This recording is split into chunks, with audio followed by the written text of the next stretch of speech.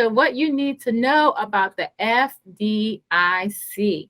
Okay, the Federal Deposit Insurance Corporation. So really, y'all heard of the Great Depression? The Great Depression, that's when the FDIC was formed, because when the Great Depression hit, people was knocking down the doors of the bank trying to get every dime they put in there out.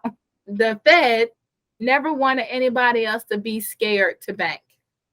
So they created this insurance that protects people's funds up to $250,000. And it says in more in some cases. And so it can be up to $1 million. So that it depends on account typing and account titling. But you can get up to you can really get up to $1 million. Everything that's covered by FDIC, your checking, your savings, your money market deposit, your CDs or your certificates of deposits, those are your time held deposits, and your IRAs. Okay. But your IRAs, they're insured, but they're insured by something different up to 250. Okay.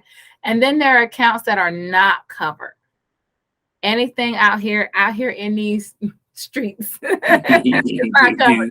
So anything that's risky, anything that's dealing more on the investment side, is covered. It's just not FDIC covered.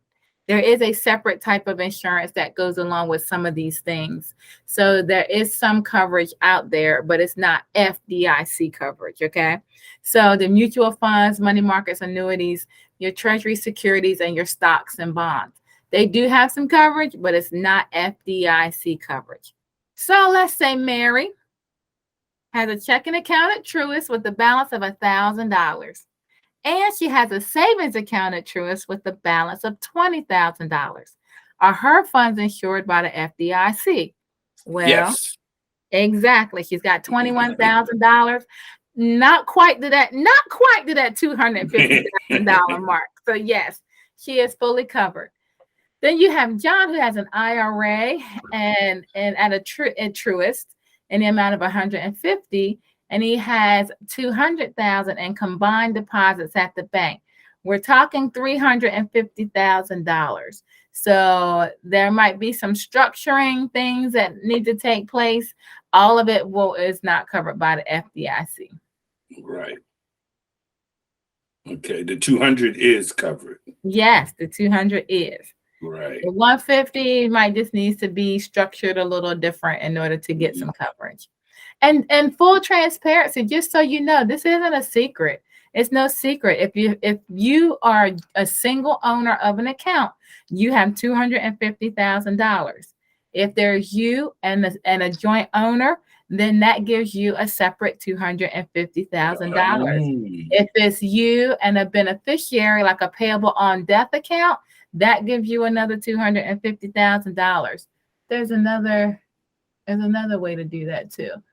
It depends on, I think, the primary as well. So if it's you're the primary on a joint account, that's $250. Another joint account with the other person as the primary is $250. That's no secret. There's no secret. There's no secret. The titling and the types of accounts will adjust, and you can get up to $1 million.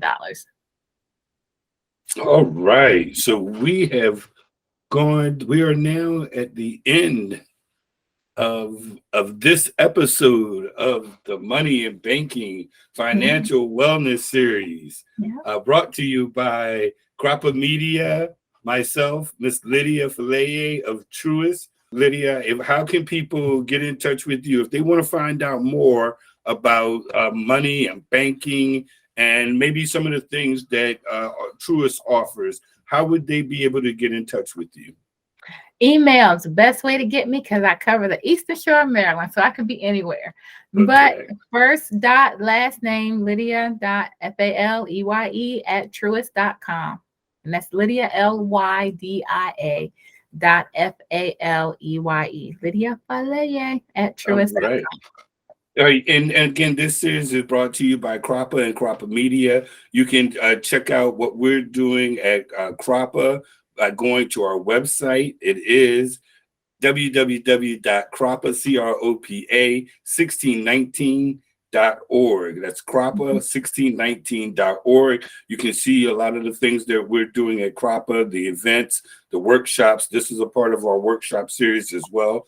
You can go to CROPA Media on YouTube. Check out our YouTube channel. That's where where you're seeing this episode, this series right now. You'll see a lot of other great work that we're doing in the community as well. So I want to say thank you, Lydia. Thank you to the audience for checking us out today and learning more about banking and budgeting basics, and to find a way to really understand how banking and money can, in our financial wellness, can improve our lives and give us some peace of mind.